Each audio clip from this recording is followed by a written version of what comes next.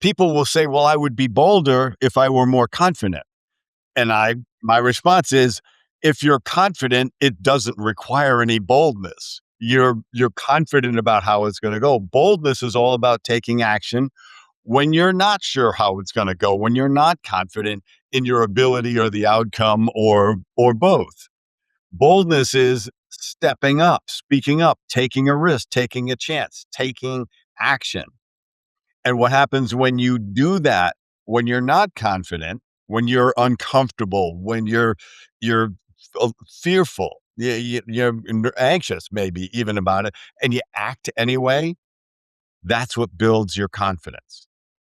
So to build your boldness like a muscle, just like in the gym, you're doing bench presses, Sean, and you got 300 pounds on the bar, so you're knocking out 10 of those. At no point in the rest of your life are you going to need to get 300 pounds off your chest. You're doing it to get stronger, and the other thing is you're aiming for failure. You're deliberately making yourself so uncomfortable by bench pressing that you're going to fail, because that's where all the growth is. Ask any trainer. The growth is in the last 2 reps and then the rep you can't do.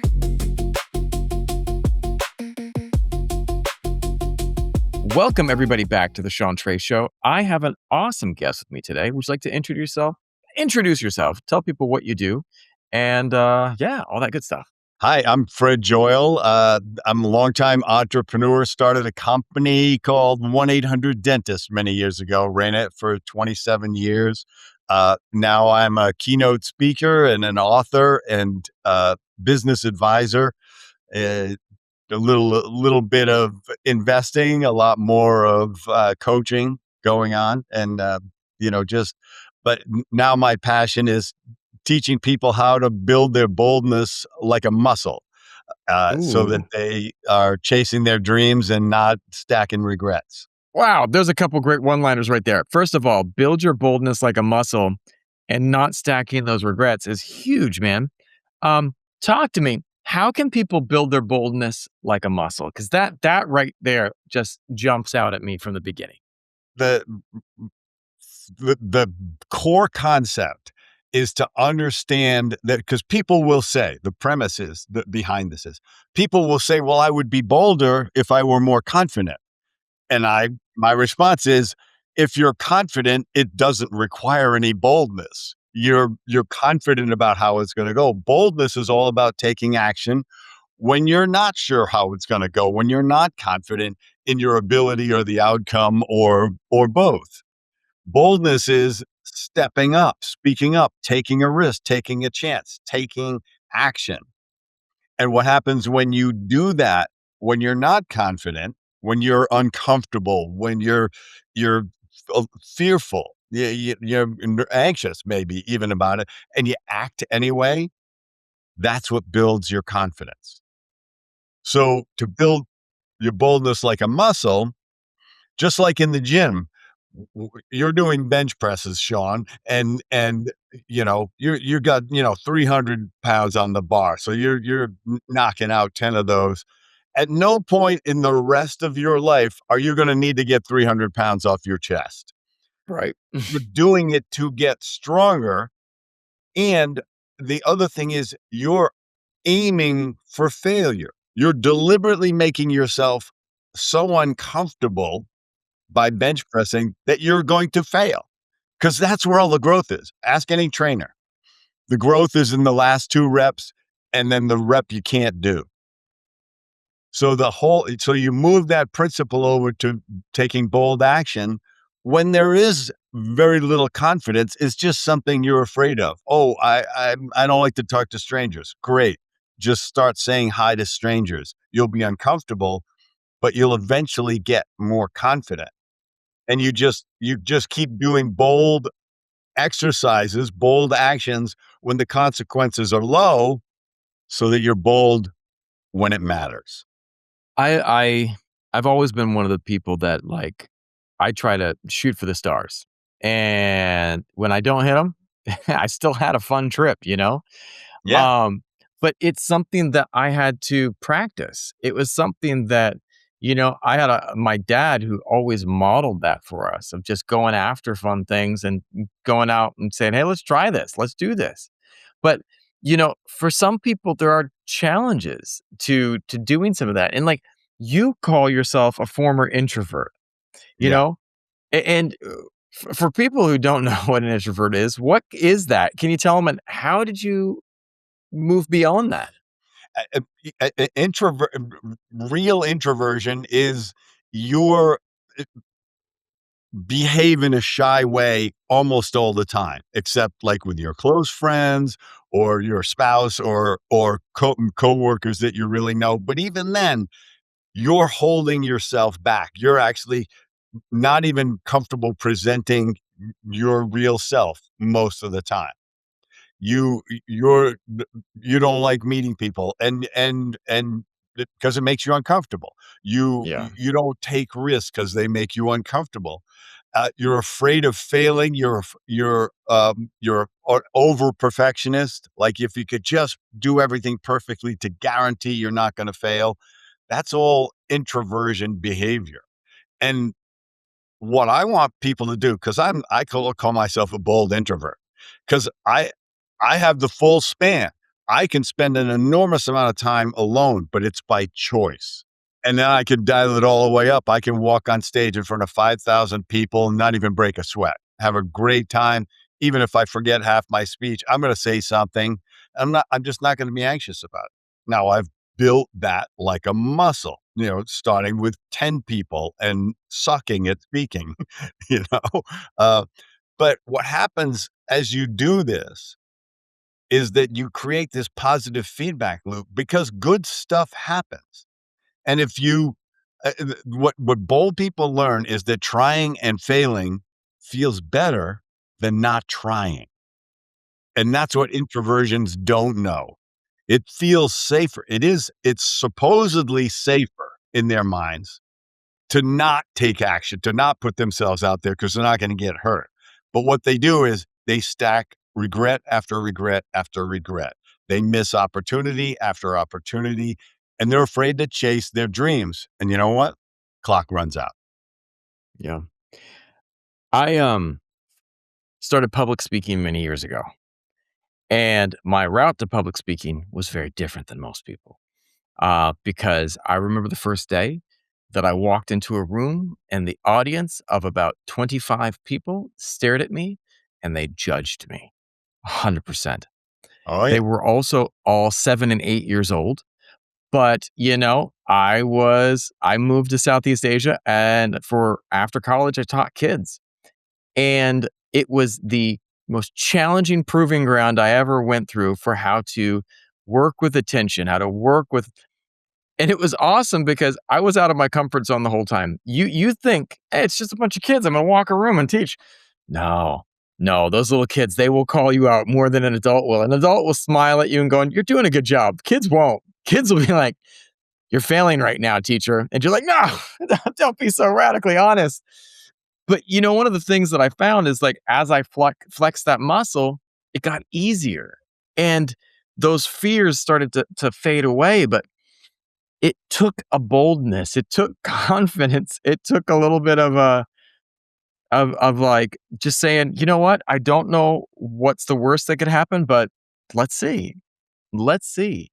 And I wanted to ask you about this because you talk a lot about boldness. What's the difference between being bold and being fearless? Because I'm gonna tell you, when I walked in front of those kids, I was full of fear. It's Well, scary. boldness is taking action when you are afraid. As Yeah. they say that when they talk about courage, which is, that's in almost physically high risk situations or really gigantic risk situations.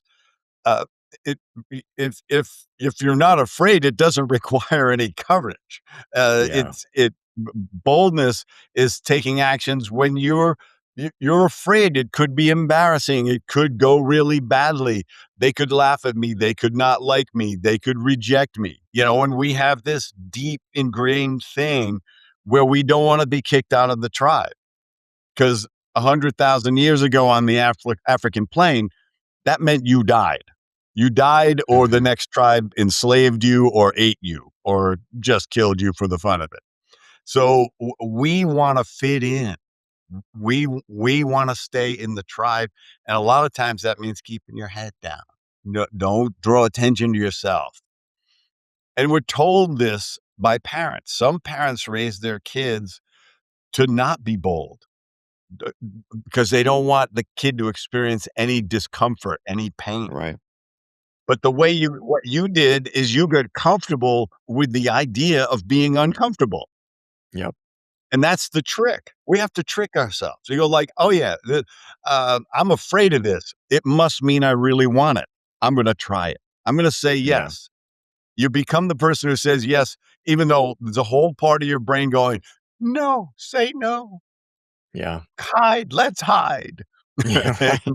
Right. You know, maybe they won't Right? notice us. Yeah. So I love that. I have a 10-year-old daughter, and a couple years ago, um, she had an event at school that stressed my wife and I out, and we said, "You know what? We're gonna get her into martial arts." And I looked at all of the different places here, and there was a gym that I had trained at that trains Muay Thai, Thai boxing. And yeah, so we got her into that gym, and I train 3 days a week with her. We train at the same time. And what happened was I noticed in the beginning, it was like I was really worried. It was she was running harder than I thought was safe. She was doing sit-ups like more than I thought was okay. They were pushing her harder, and she had to start doing some sparring, obviously with pads, but still I was stressed.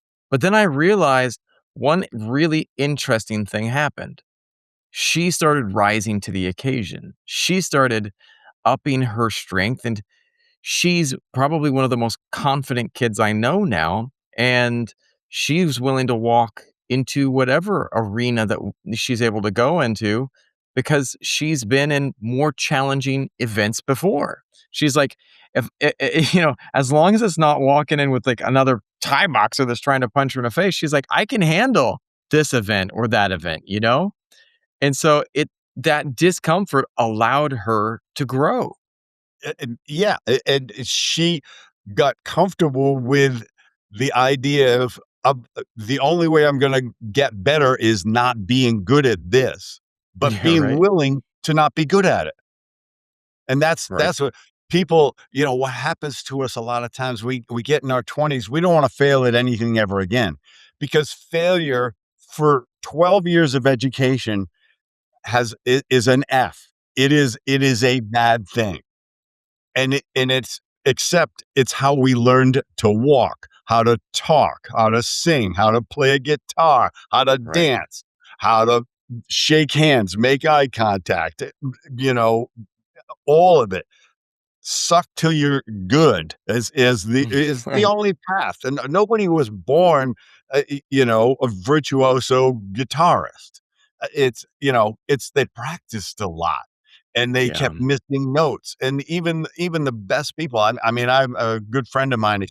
She is a an award-winning pianist, like world touring, that's and she'll awesome. come off. She'll do these mind-blowing pieces, and she'll come off, and she'll go like, yeah, there was like 5 places. I just hit the wrong key. And I was like, "There's no way in the world I would have known that." But it's okay. She knows it. She's never gonna play it at 100%, and she's totally okay with it. 'Cause she started, I the instrument I use as the example is if you've got your kid to play violin, a violin will teach you that you're not gonna sound good for a Right? while, A for long a time. while. A long time. So Yeah, true. My yeah. friend, here is, is an exceptional violinist. She teaches violin to the international schools. She is amazing, and she told me that I said, "Well, what's the biggest challenge with learning violin?" She says, "It's not forgiving in the beginning." It is not forgiving in the beginning. Piano, you can hit that key, and no matter how you hit that key, it's gonna sound beautiful. It Yep, sounds good because you just press it down, but yep. violin, it does not sound pretty. It sounds like cats trying to kill each other, you know? And so but, I I see it because, like, we oftentimes will know what we're supposed to be doing. People will say, I should be out at the gym. I should be exercising. I should be trying to do this more. But so many people know what they should do, but they still don't do it. Why do you think that happens? Part of it is the brain loves routine. The brain is a calorie conservation device in our Mhm. body because it's 2% of our body weight, and at rest burns 20% of the calories that we use. So as soon as we start to do other stuff, the brain goes, I have an idea. Let's do Mhm. nothing. Right? It's just like when you start a workout, the first 5 minutes, you're like, there's no way I'm doing 30, 40 minutes on a treadmill. Because you're like, I'm 3 minutes in. I feel like I'm gonna. If I get to four, it'll be a miracle. But all of a sudden, you get to 10, and you get to halfway, and you go like, and now it all feels like downhill. But it's the brain's gonna fight you until you say we're doing this, and it goes, okay, fine. I'll engage now. So there's that, and there's this whole idea of inertia. Inertia is a natural law, but is also a human law. A human at Yeah. rest tends to stay at rest, and a human in motion tends to stay in motion. So we have to trick ourselves into starting. This is why Mel Robbins' very simple idea that she taught with her first book, like the 5, 4, 3, 2, 1 countdown start, Yep. works. Because we need to trick ourselves to start. The hardest thing to do is the first step, and we will do everything to avoid it. And that's why but, eventually, it's just like if you start working out and for 6, 7 weeks, you miss a day and you go, I really should have worked out. And you're starting to think it's only 7 o'clock. Maybe I could go for a run or something. It shifts because you start to crave being in motion. And it's in and it because what you're really doing is giving your heart what it wants, which is to be fulfilling its your aliveness. You have been given a life to chase your dreams relentlessly until your heart stops. So if you say, "My heart wants to be healthier. My heart wants to chase this dream. My heart wants to help these people. My heart wants to start a business. My heart wants to find somebody to love. My heart wants to be a great mother." And you do the difficult things. And the sooner you learn to do the hard things, the easier your life gets. I love that. The sooner you learn to do the hard things, because the hard things are the gateway to where you want to be. I remember when I was a kid, I wanted to be on the volleyball team, and I was not athletic. I was not a good jumper. I was not, like, naturally gifted. And yet my coach said, "Show up here at 5 a.m. and let's train." I woke up every day at 5 a.m. and I would just wake up and go at it. And the coach would be there and he would train me. And that first season, I didn't make the team. He said, "Keep showing up, keep coming for extra practices." And I kept coming for extra practices. The next year, I made the team, but I wasn't great. So he said, "Keep coming, keep showing up," kept going to the extra practices. And that my senior year, I was the top player on my team. I was really good. And then, I got to college and I thought I had arrived. I was like, "Oh, I'm going to join the college team." I didn't. My first 2 years, I was not on the team because there were guys that were better than me. So what did I do? I went back to the 5 a.m. practices. I went back to going to it and kept practicing. What I found junior year of college, I made the team, senior year as well. Now, what I learned from that is, even still, I rode the bench for a lot of my junior and senior year in college. But that's okay because it wasn't about the plane. It was about doing the hard stuff and learning that the hard stuff is what's important to get you to where you want to be. I do 4 podcast episodes a day right now. Today, I've got 4, I've got 1 at midnight, and then I've got 2 in tomorrow morning, and I'm gonna be there for all of them. I got a nice cup of tea, I'm good to go. I'll nap tomorrow afternoon, and, I make sure that I get plenty of rest when I can, but it's about doing the hard stuff. If I wanna be I got to work with Mel Robbins. Last year, I worked with Team Mel, and I was, looking to work with Mel as her director of video. I pulled out of that role because Boston's cold, and I live in Southeast Asia. So, but I got to meet everyone at Team Mel, and I love them. But I wanna be as big as Mel, and the only way that I'm gonna be able to get there is by showing up every single day and doing the hard stuff. Well, and you also talked about something that is so critical is you found a coach and it opened you to like, oh, the answer is the coaching is because a coach, a real coach, a good coach shows you that you're capable of much more than you thought you were. Because otherwise you impose a limitation. You go like, I don't have any more. I had a wrestling coach and it was like, oh no, you're doing another 15 minutes of exercise. I was like, I'm dying here. It's like, but you find it, you summon it, and if athletics can really help you to discover that we almost the brain again is jumping in, going, we've done enough. Let's stop. Let's stop here. We did pretty good. Brain loves pretty good. The Yep. heart does not. Mhm. And so when you find out, it's like, "Oh, I got 20% more," that becomes knowledge that you've learned by action. Because of course, you know the principle, we can act our way into a new way of thinking way more easily than we can think our way into a new way of acting. So if when you do that, you say, "Wow, I thought I was absolutely done, and then I did 4 more sprints." So I wasn't done. So part of me is trying to stop me at 80%, and all the growth is happening in the extra 20, you know? And I worked with this young man who's a painful introvert to the point of social anxiety, but I could take him out as his boldness coach, and I would say, You're gonna compliment this hostess's hair when we go up to her. You're gonna tell her she's just got great looking hair." And he could do it. His father couldn't believe it. He said, "My son barely will come out of his room." And he said, "And you got him talking to women and compliment him?" I went, "Yeah." I said, I brought him into an In-N-Out burger, and I made him yell at the top of his lungs, 'I love hamburgers.'"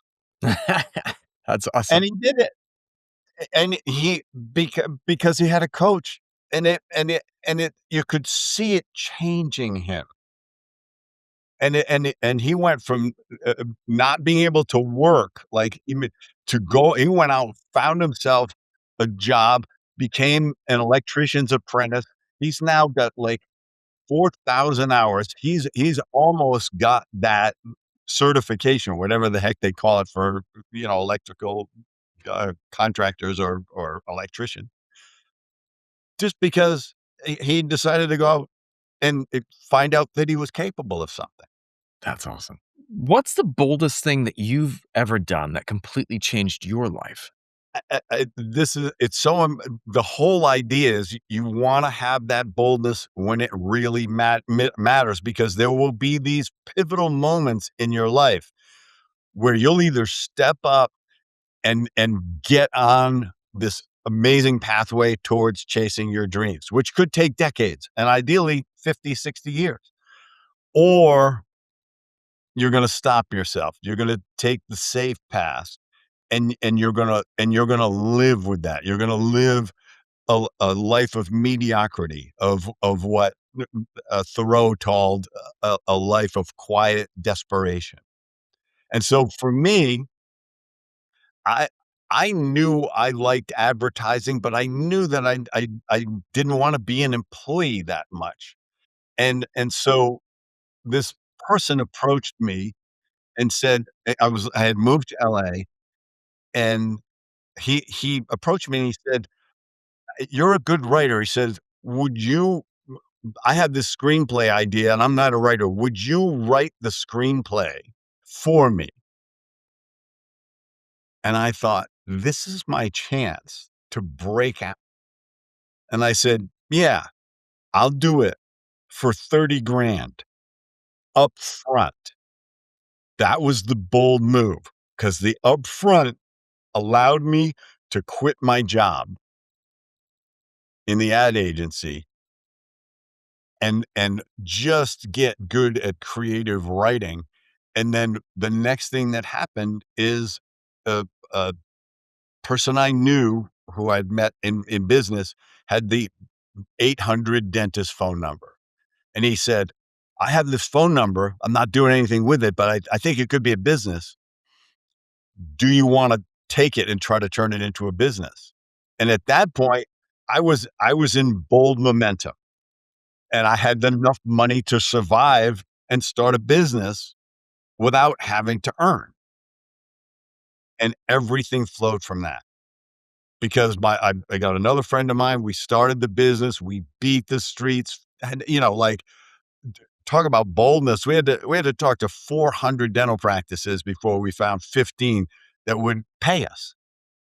But we eventually built that from 15 to 3,500 and $45 million a year in revenue. And everything flowed from that. That one time where I said, "I'm going to quit my job." Here's the other great thing. This sidebar really satisfying because it's important to understand that there will be people in your life, a lot of them, that do that. My former boss at the agency where I worked and I quit, when I told him what I was going to do with 800 dentists, he said, "That'll never work." And a little bit of, "I'll show you, buddy," kicked in. He motivated me to prove him wrong. And I'm sure as he started to see television commercials running constantly for 800 dentists, maybe that's working. Mhm. So, I there will be people that they don't want you to reach your dreams because 'cause they've given up on theirs. Yes. How do you handle those people? How do you interact with them? Because, you can't change them. Do you just cut them out entirely? What do you do? They get very few of my calories. 'Cause Mm, I gotta move. We only have so much willpower, we only have so much energy in a day. You can summon a lot more than you think, but just like we can only make so many decisions in a day, wha if you there are people that will drain all of your energy if you're like me, we're trying to lift them up. We're trying to get them on track, get them rolling, getting to feel what we feel about chasing life, living fully, chasing your dreams boldly. And all they do is drain you flat because they're we're not helping them.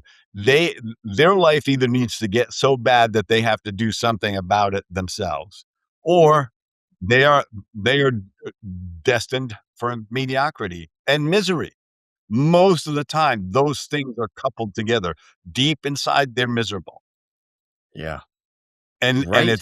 it's everybody's fault. They blame their education, their parents, the economy, politics, their gender. That the list is a litany of reasons why it's not their fault.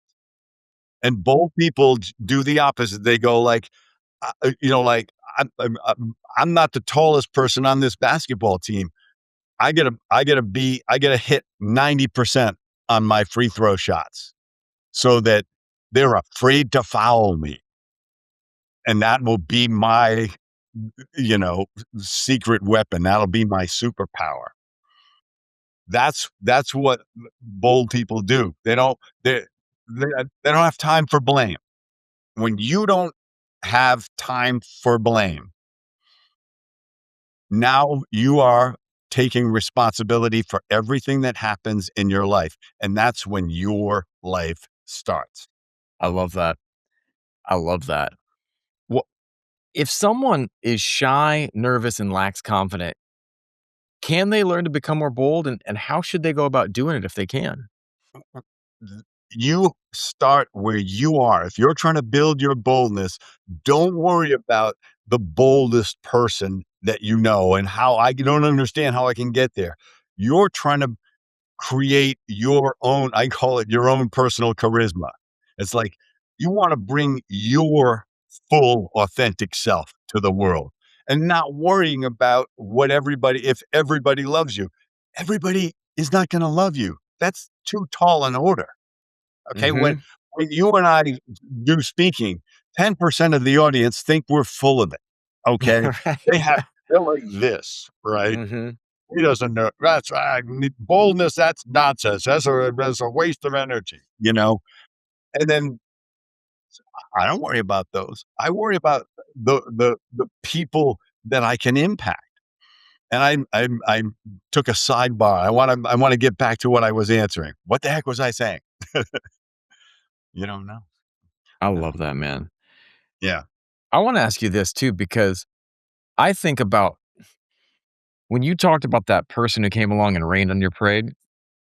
I had a friend that always was raining on mine. Every time I came up with an idea, he found faults in it. Every time I came up with something that I could have been a good idea, just was like, yeah, I don't think so." And I don't know what that was all about, but I noticed there are some people that just are that way, and they miss opportunities constantly. And what do you think is one opportunity that people miss every day because they're afraid to take the first step? Oh, no, so I remembered where I was, so I wanna go back. What Please do. somebody's really shy, well, how do they start? Just like, you start where you are, okay? If you can't meet strangers, then you need to just smile at 5 strangers every day. I love That's that. it. Walk around and smile and get used to the fact that not everybody's gonna smile back and that it's got Yeah, nothing to do with you. They don't know you. So you start to build this callus of this yeah, rejection callus. And then you go, "Well, I'm gonna start to say hi to people because now I got most people smiling back to me. I put so much positivity out, most of them are smiling. I'm gonna start to say hi because I need more of them not to say hi back." You're yeah, aiming for failure. You're going like, "I'm gonna do this till 5 people don't smile back. I'm then the next time, now that I'm talking, I'm gonna do this till 5 people don't say hi back." You aim for failure because you've determined that the consequence, the result you're looking for is to fail. And it discharges all of the risk. And then you just keep expanding it, and then you get to the point where you say, "Well, I'm saying hi to people all the time. They all say hi back. I gotta up the ante. I gotta increase the dosage." That's part of what I teach people is you start at the dosage you can handle, just like in the gym. You don't start by trying to do 200 sit-ups. You're not you don't put 200 pounds on the bar. It's gonna crush you. It's gonna break your rib cage. So it's controlling that dosage. So now the next step is you're gonna start to compliment strangers every day. You're gonna walk up to a stranger and you're deliberately, maybe you don't even drink coffee, but you're gonna go into the line at the local coffee place and compliment the person in front of you. And if that's too much, you compliment the barista right, and right, don't expect anything in return. Don't be trying to turn it into a conversation.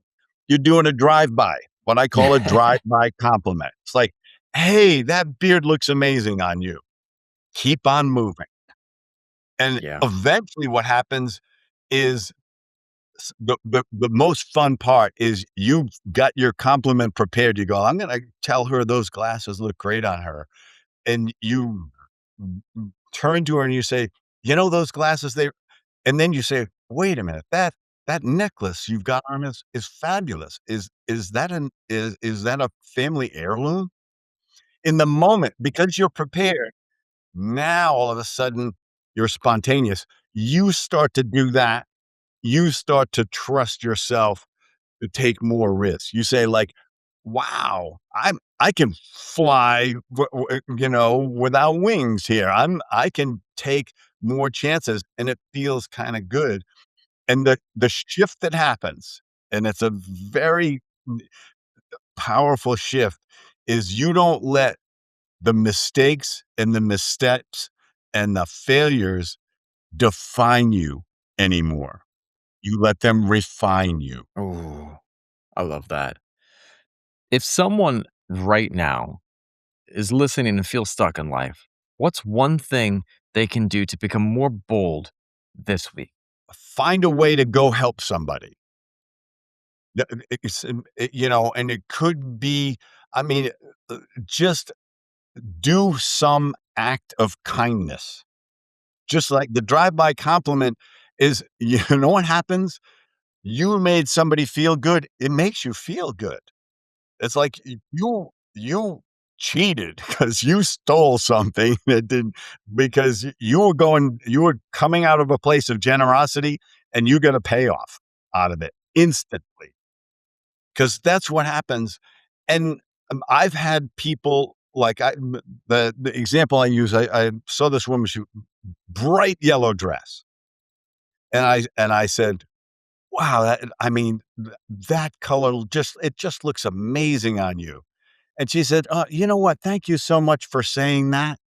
And she says, "I was feeling really down today." And I thought, "I'm gonna just put on something bright and see if I can change it." So you've really helped me to tell me that was the right thing, because 'cause I'm starting to feel better. And I thought, I I just felt great, because I didn't say, "Oh, she's not gonna wanna talk to me." 'Cause this is what, if you're trying to go out and do this, you have to know there's a voice in your head saying, "This is gonna be embarrassing. You're gonna get rejected. You're gonna get hurt. They're gonna shun you." And you eventually just go, "So what?" There's no real consequence to it. So go do some act of kindness towards somebody, and it could just be offering. I mean, I do this, if I see an older person in a grocery store or something like that, and they're trying to reach something, I'm right there going, "Do you want me to get that for you? Or do you want me to help you put your bags in the car?" Whatever it is. And you suddenly realize you're being a human being, because you're the big challenge, and this is a big thought, is the part of how you become an introvert is you think you're not connected to people. You think you are this individual all by yourself. Bold people feel that they are connected to everyone at whatever place they're at. They don't feel disconnected from everyone. And so when you start to do these little things, and you create a moment of human interaction, you suddenly get that we're all struggling, trying to find our way on this path, and we are all in it together. And it just changes you, and how you, and your need for affirmation. Man, that's masterclass. Fred, where can people go to find out more about you and what you do? Easiest place is my website, fredjoyal.com, Joyal, spelled like royal. And you can find out, I obviously do keynotes. I do individual coaching and team coaching.